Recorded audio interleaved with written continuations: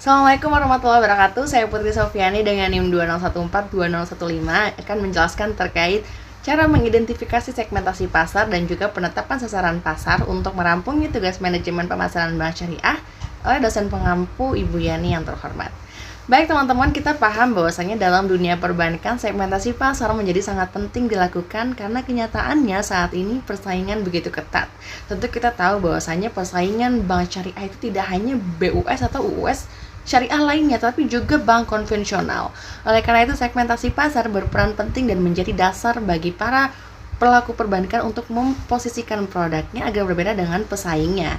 Jadi ada diferensiasi. Nah, bisnis perbankan tentu kita tahu ya bahwasanya merupakan bisnis yang terbangun atas dasar kepercayaan yang tinggi seseorang karena memutuskan untuk menjadi nasabah, mereka percaya terhadap pelayanan perbankan tersebut.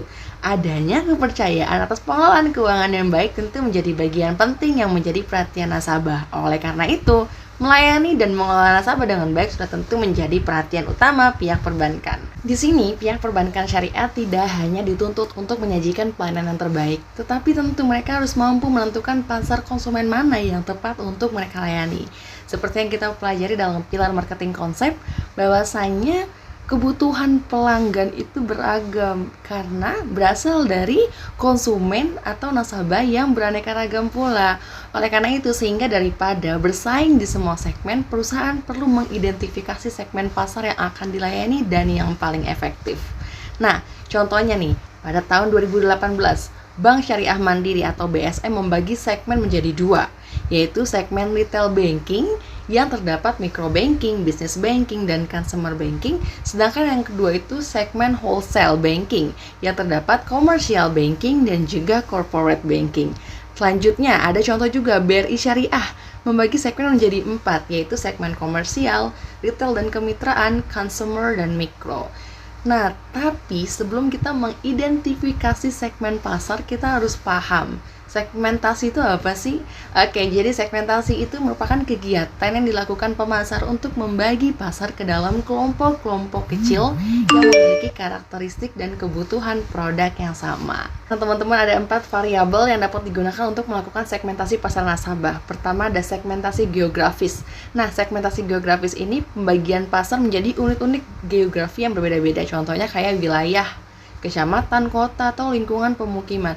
Nah, bank syariah ini dapat membidik satu atau beberapa wilayah geografis untuk beroperasi kayak gitu. Kedua, ada segmentasi demografis. Tadi geografis, yang ini demografis. Pembagian pasar menjadi kelompok-kelompok yang berdasarkan variabel yang menyangkut kependudukan. Contohnya kayak umur, agama, ras, kebangsaan, pekerjaan, seperti itu. Yang ketiga, ada segmentasi psikografis. Jadi, psikografis ini merupakan ilmu yang digunakan kejiwaan dan kependudukan untuk lebih baik memahami pelanggan. Nah, lalu yang keempat ada segmentasi menggunakan variabel perilaku atau behavior. Dalam segmentasi perilaku, nasabah dikelompokkan berdasarkan pengetahuan, sikap, dan juga tanggapan mereka terhadap produk. Teman-teman, langkah selanjutnya dalam pembagi pasar adalah menganalisis potensi penjualan, di mana potensi permintaan, kekuatan pembelian, dan potensi keuntungan. Tentu dengan memahami potensi pasar, maka pemasar dapat menentukan seberapa jauh pasar yang dituju mampu menyerap produk. Dan juga jasa perbankan syariah tidak hanya dituntut untuk menyajikan pelayanan yang baik, tetapi mereka juga harus menentukan pasar konsumen mana yang mereka layani. Segala sesuatu yang berkaitan dengan pemenuhan kebutuhan dan keinginan konsumen menjadi sangat utama agar setiap layanan yang ditawarkan mendapat sambutan baik dari konsumen. Seperti yang kita bahas kemarin, bahwasanya penting mempelajari perilaku nasabah agar produk kita efisien, bukan yang terlalu banyak menawarkan produk tapi tidak sesuai dengan kebutuhan nasabah. Langkah pemasaran selanjutnya yang dilakukan setelah segmentasi pasar adalah penetapan target pasar. Penetapan target pasar merupakan tindakan memilih satu atau lebih segmen pasar untuk dimasuki. Sebelum memilih segmen-segmen sasaran, terlebih dahulu dilakukan evaluasi terhadap daya tarik masing-masing segmen. Nah, penetapan target pasar tertentu kadang-kadang menimbulkan pertentangan dan keprihatinan mendalam. Permasalahan-permasalahan yang terjadi biasanya nih meliputi pengarahan pada sasaran nasabah yang kurang kredibel atau berada dalam kondisi yang tidak menguntungkan. Contohnya penduduk yang miskin atau pengusaha yang lagi jatuh atau bangkrut. Nah, dengan produk yang kontroversial atau yang kemungkinan besar akan membahayakan.